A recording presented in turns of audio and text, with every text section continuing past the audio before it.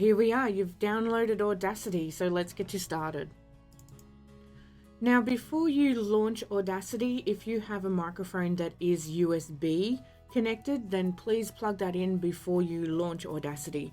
Just sometimes for some reason it just plays up, so I highly recommend that you just plug it in first.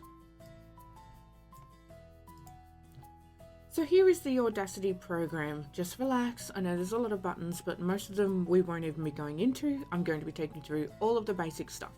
Before I start any recordings at all, I always just sort of go quiet for about 5 to 10 seconds before the actual audio begins. This allows me to breathe, to get into state, and also that way I can chop off the beginning of the audio recording, or I can add stuff to it so that I can float in some music. Now, a quick little hint as well.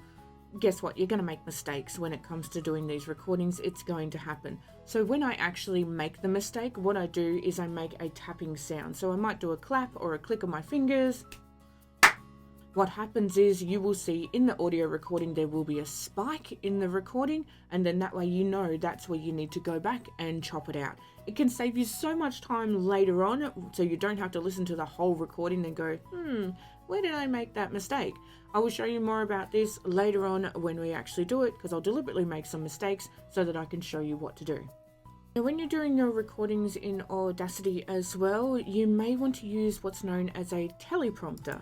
I'll show you the teleprompter that I use, and it is completely free. So it's just QPrompter, QUEPROMPTER.com, and you just fill in your criteria down in the white box. So I'll just go blah, blah, blah, blah, blah. And then down the bottom here, we just click Start Prompter, and then it will start scrolling up and down, and you can change the speed of the prompter as well. So if you're a fast talker, you can change the speed, you can go reverse, you can stop, and you can forward all of the information.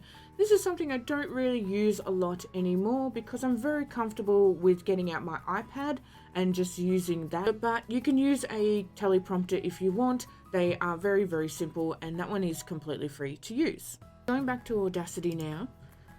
Inside Audacity, I know you're keen, you're excited, you just want to get recording, but we do have a little bit of setup, homework as such, before you get started. So when it comes to your microphone to start off, you will notice in this button here, there's a little microphone. It will tell you which microphone is connected to Audacity. We want to make sure that this is correct. Now, it says that it's connected to my Yeti microphone, and we can actually go down and we can check it. I can change microphones at any time. So if I want to change it to my webcam microphone, I can do it here, or I can change it to the microphone that is on my laptop. Just ensure that it is actually connected to your microphone and simply click it. You also want to leave your recording on 2, which is for stereo, so don't go and change this. And then once you've made sure that that is on number 2 stereo, we want to just test out the microphone to ensure that the volume level is correct. Yes, we're hypnotherapists, we will be talking a bit softer, and yes, we can change the volume within the recording after we've done it. However, if we get it just about right straight off the bat, it will save some editing time later on. So you just simply click the click to start monitoring part here, and you want to see it flash within the green zone. And we really want it in between this -12 to -6 zone, because that's where it'll be at the most comfort levels. So as you can see, mine's a little bit low right now. So over here, I have got a little microphone, and I can actually turn it up a bit. There we go. As I've turned that up a bit, you can see now it's going into the yellow and the red zone. That's kind of hurting of the ears. So we need to just turn that down just a little bit. So when my voice actually peaks, it will actually stop the recording from going too loud so that my client doesn't actually get sore ears or broken out of the state.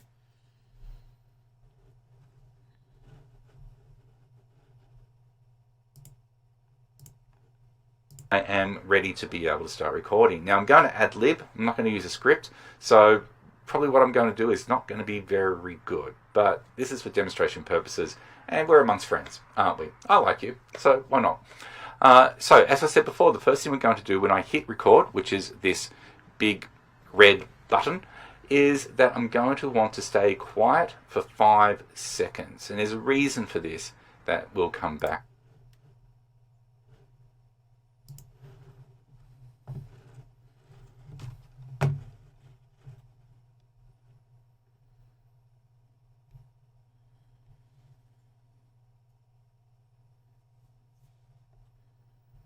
Now let me just take you through some of the buttons before I do an example recording for you. So, pretty self-explanatory and very easy to follow. We have the pause button here. This is where we can pause what we're doing. We have the play button here, so we can play back the recording from wherever the bar is. We can stop that bar in the recording as well, so that way we can chop out bits, and we can fast forward back, fast forward front, and the big red button is the record button. Let's do a recording. Now remember, when you're doing a recording, it's okay if you're going to bugger it up. You just simply... You annoying speck. Perfect example. Remember, if you make a mistake, you can do a clap, a cough, you can go quiet for a period of time. However, I have found going quiet for a period of time as a hypnotherapist isn't really very efficient, so I usually do a clap. So let's do a recording, and here we go.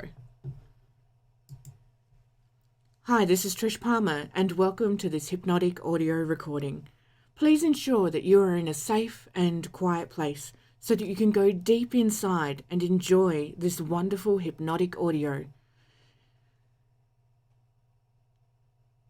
For best results, please listen with headphones on and do not operate any kind of heavy machinery.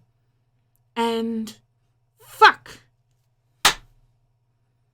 You'll notice I made a mistake there.